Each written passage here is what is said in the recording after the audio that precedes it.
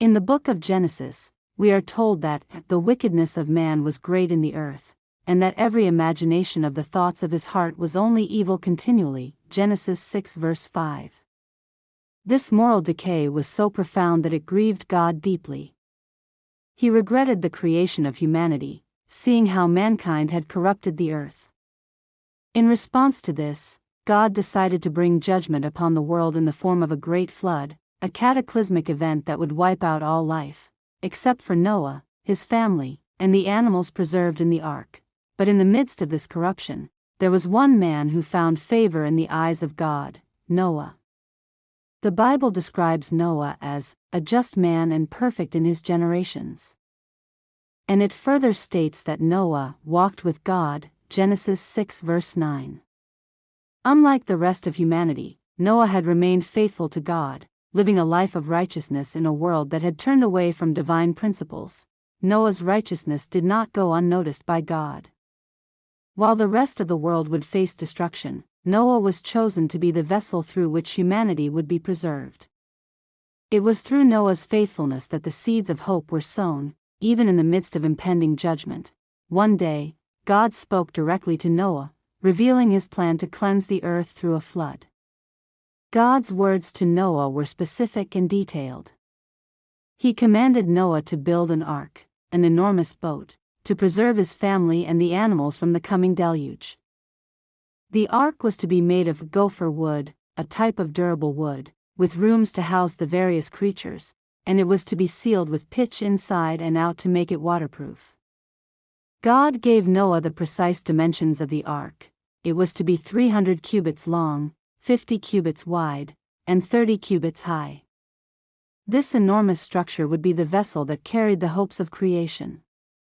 Noah's faith and obedience were put to the test at this moment. He was called to build a massive ark in a world where floods were unheard of.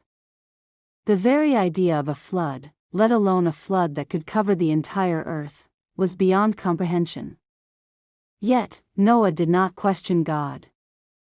He trusted in God's plan and began the arduous task of constructing the ark. Noah's obedience is a key aspect of his character. In a world that had turned its back on God, Noah stood firm in his faith. His decision to obey God's command, even when others mocked him, set the stage for the miraculous preservation of life during the flood. The theological message here is clear: God rewards faithfulness, even in the face of adversity. The task of building the ark was no small feat. Noah, along with his sons, Shem, Ham, and Japheth, worked tirelessly to construct the enormous vessel. The size and scale of the ark were unlike anything the world had ever seen. The ark was not just a boat but a floating sanctuary that would save Noah's family and the animals from the judgment that was about to come. The process of building the ark would have taken years. The Bible does not give an exact time frame, but it is generally believed that it took Noah and his family over 100 years to complete the ark. During this time, Noah faced ridicule and disbelief from the surrounding people. The world around him had no concept of the flood that God had foretold. They mocked Noah for his unwavering faith and his belief in God's word. Despite the mockery, Noah persevered, continuing to build the ark according to God's instructions. This period of construction must have been marked by great physical labor and perseverance. Noah and his family worked tirelessly, gathering materials, cutting wood, and assembling the massive structure.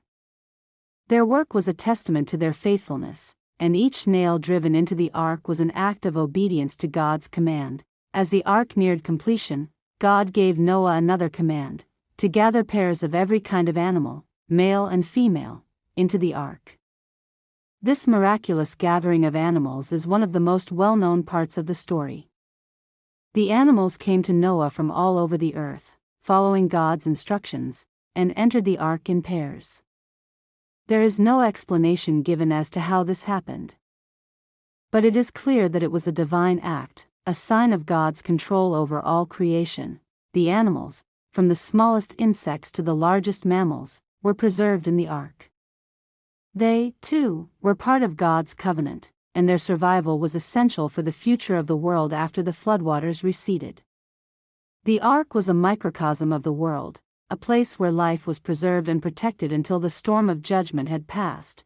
The gathering of the animals serves as a powerful symbol of God's care for creation. Even as he prepared to bring judgment upon the wicked, he made a way for the preservation of life. The animals, like Noah's family, were spared because of God's mercy and his covenantal faithfulness.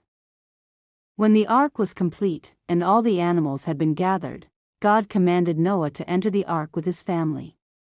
Noah obeyed, and once they were all inside, God shut the door behind them, sealing them in. This marked the beginning of the flood. The Bible tells us that the floodwaters began to rise as the fountains of the great deep were broken up, and the windows of heaven were opened. Genesis 7 verse 11. The rain fell for 40 days and 40 nights, and the floodwaters covered the earth, rising above the highest mountains, drowning. This moment of judgment was both terrifying and awe-inspiring. The earth, which had once been a place of beauty and life, was now a chaotic sea of destruction. Every living thing outside the ark perished.